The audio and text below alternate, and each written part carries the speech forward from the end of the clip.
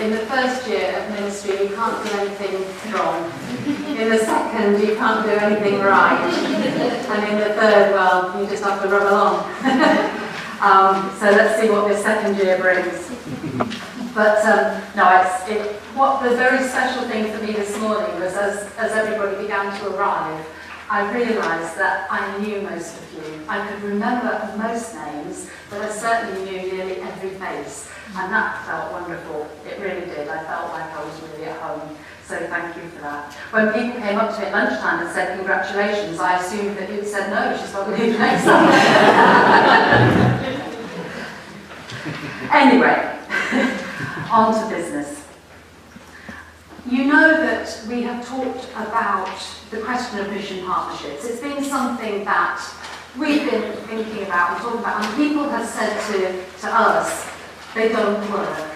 You know, what about mission partnerships? What are we going to do about them? Because they're, you know, I'm not sure about the name, as you know, because I don't think that you can do mission in a partnership of churches across a wide locality. I think you think about mission within your local community. So maybe the name's not right. Maybe the grouping's not right. I know that a lot of the mission partnerships have become, well, excuses for pastorates, really, and that's the best way I can put it. Of course, I don't know the history, and I appreciate they were put in place when districts finished, and it seemed like a really good jump-in place, really, an in-between spot. I don't think we want to officially do anything about mission partnerships at this stage. We've had a year where we've done quite a big restructure, and we'd like to see how that happens. And I'd just like you, within mission partnerships, to carry on if they support you. You know, if they work and you like meeting together and you find mutual support, great, there's nothing wrong with that. If they don't, and you find you're meeting for the sake of it, and it's another meeting that really you could do without, well, don't. And we'll see how it goes. And you know, let us know. And also let us know in the office when you are meeting, if you are, so that I can come along. And maybe it's not only mission partnerships that I need to come to, but maybe a few more church meetings or something like that, just to get more of a feel of what's going on. But how does that sound for now about mission partnerships? Does that sound sensible? Would you like to come and talk into the microphone? And perhaps if you say who you are.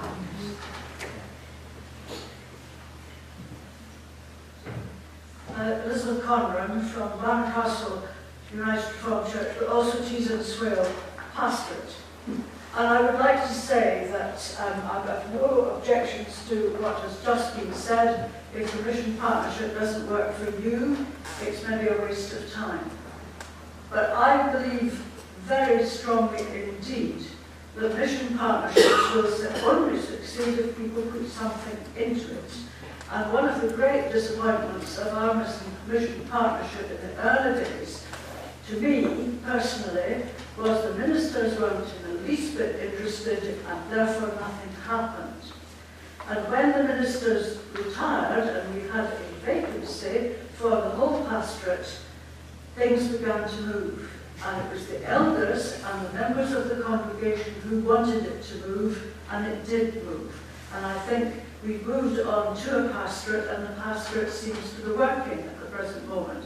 So it's your work that will make it succeed or not succeed. And this principle is what you make of it. Thank you very much. What a wonderful thing to have said. It's so important because that really highlights where we're at in thinking about ministry of lay people.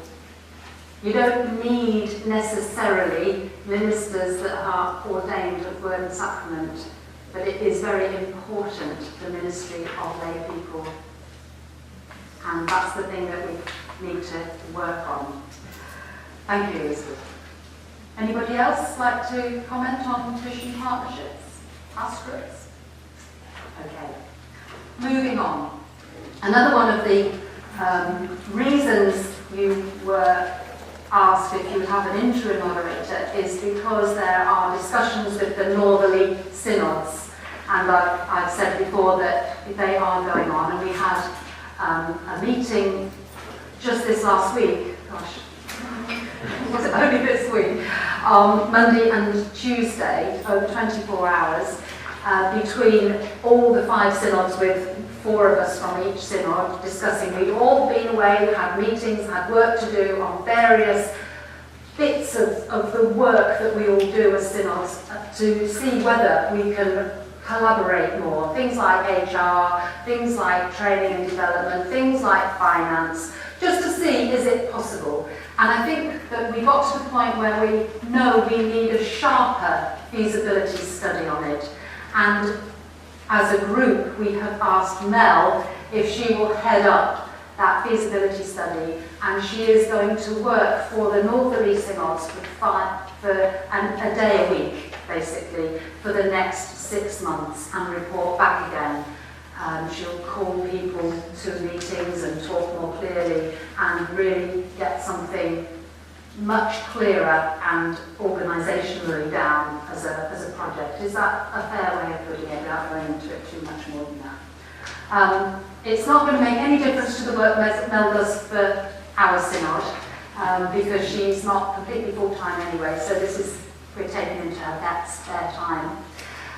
It's going to cost each synod a certain amount of money for this bit of payment, and we're all chipping into that so that she is paid for this piece of work.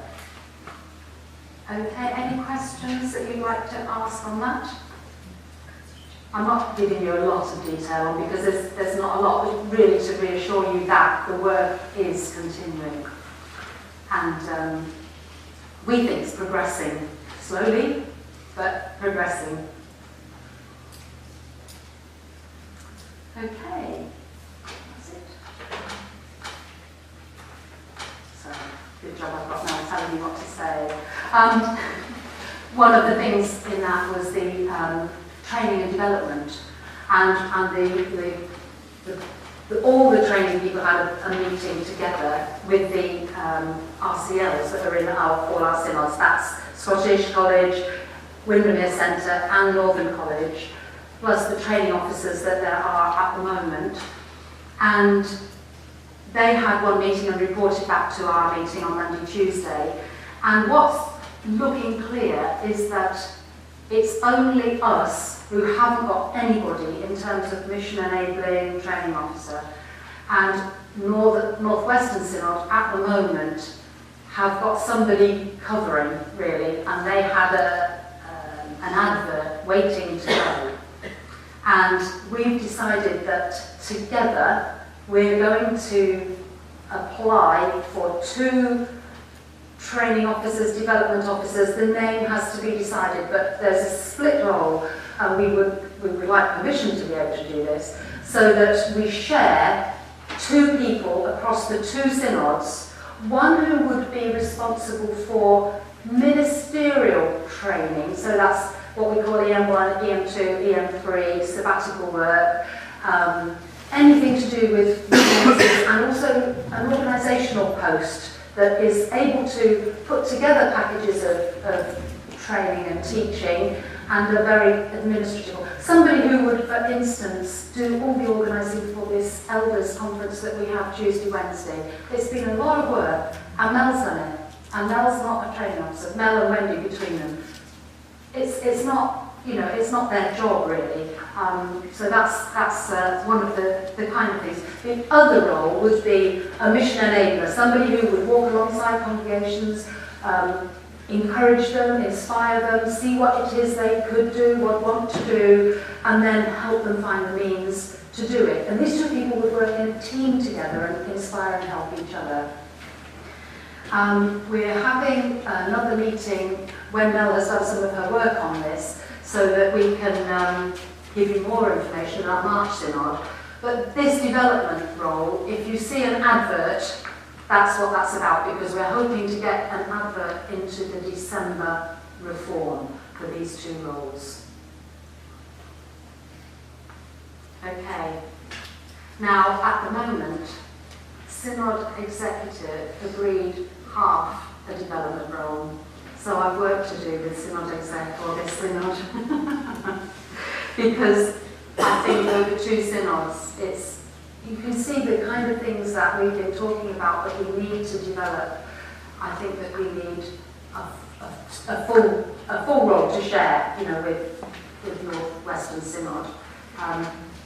What do you think?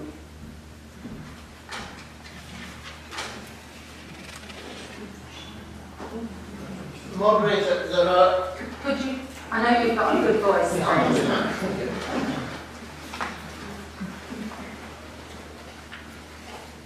In any appointment made between 2 synods, or between any 2 different bits of the denomination, there are a number of questions which need to be addressed about line management, about dispute management. Can we be assured that these will be taken on board in making these appointments?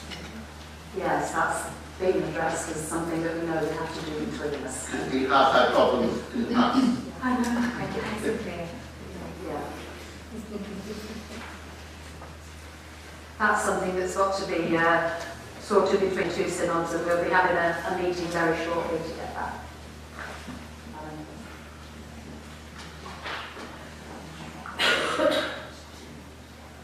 2 things. Are we being asked now to authorise the money for this and we go to Europe, and how does that work? And does this come out of our ministerial deployment?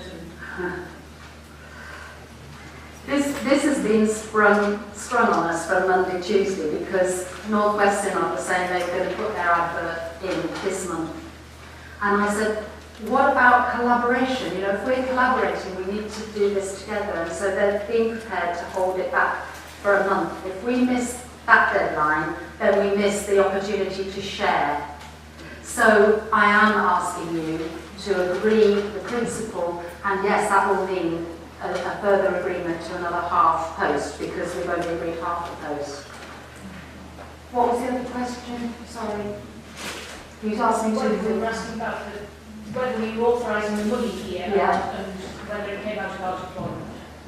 Oh, the deployment one. We don't know about that, because if ministers apply,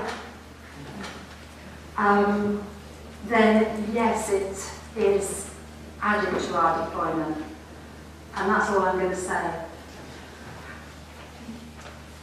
Can I just mention in terms of process that I did check with the guru, James, over there, and about this, because we knew it had just come up this week, and we wanted to share it with everybody so that nobody was surprised if something went in before. And so, James, correct me if I repeat your words wrongly, won't you? But James was saying that it's if it's in the budget, which it isn't fully, then when we come to vary the budget, it's the budget that needs to be agreed by Synod, and that would be done in March, because we would know exactly how much we would be paying for by then. And here he comes. I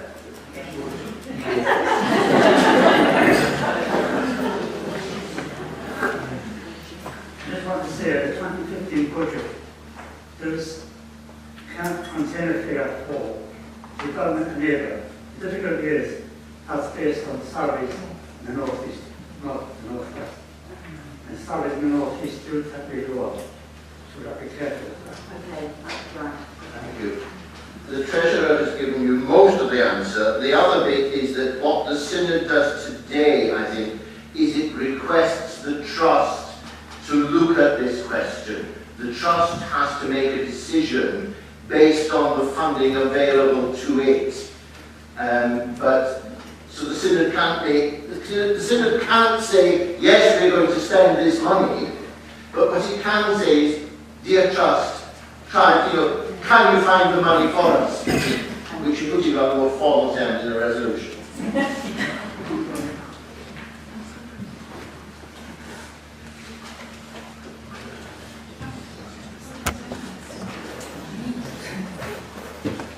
Moderator. Peter.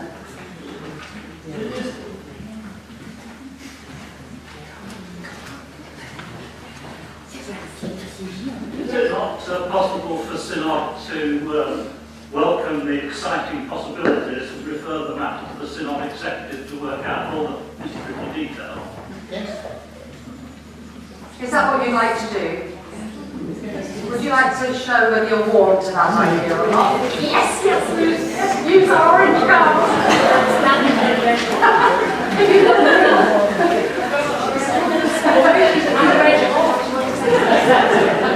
Okay, you're warm to that idea, thank you now. I'm standing here red hot, I don't know what you I'm so sorry. Believe it or not, Alison Mills was not seen. She's now being heard. This is too important to let it slip. At the minute, we know the benefits of having training officers, but we know the burden we are laying on ministers to train the worship teams, on the sort of our table people here to organise the elders conference and everything else that's going on. The training is too bitty. Now I'm one who's avoiding it because as an MSM, I bang the drum every damn time I'm here. I can't do any more than I'm already doing. But come the day when Pontevedra High School will be grateful that I exit the door, I too, as I say, always realise that after all, at 35 years in education, I'm constantly being told I need training. This is too important to lose. We need somebody who has got the verve and the vigour to do this job. I am not talking myself into it, I am not an administrator. But we can't leave it to the likes of Liz to try and put my arm up my back to continue with my EM, whatever it is I haven't done the essay for yet, etc., etc. We really do need it. The lay folk need it. We are down to 19.5 ministers. Oh God, I'd love to see the half ministers. But please, can we make sure we support this and attach some pennies to it? Because that's what shows we value it. And if we don't have it, you're going to have 15.5 very quickly. Thank you, Alison. So, just to confirm that Peter's suggestion that you refer it to Synod Exec to do the nitty-gritty on it, can I ask you if you'll do that? Thank you. Okay, thank you. That's what we're going to do.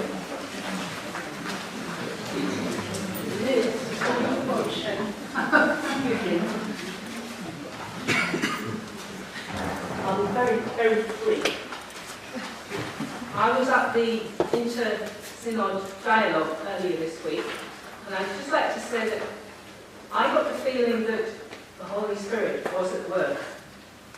And I think in some ways, the Holy Spirit is actually using Northern Synod to drive it forward, because Northern Synod is able to focus with now. So we should just be encouraged. I have to say that in addition to that, I have taken very seriously my role within these collaborative talks, and I think I'm getting quite a reputation now for being rather bossy. I probably had that anyway, but they're finding out what it means because they do need driving, and it is moving a little bit more, isn't it, Jan? Jan's involved in nodding there too.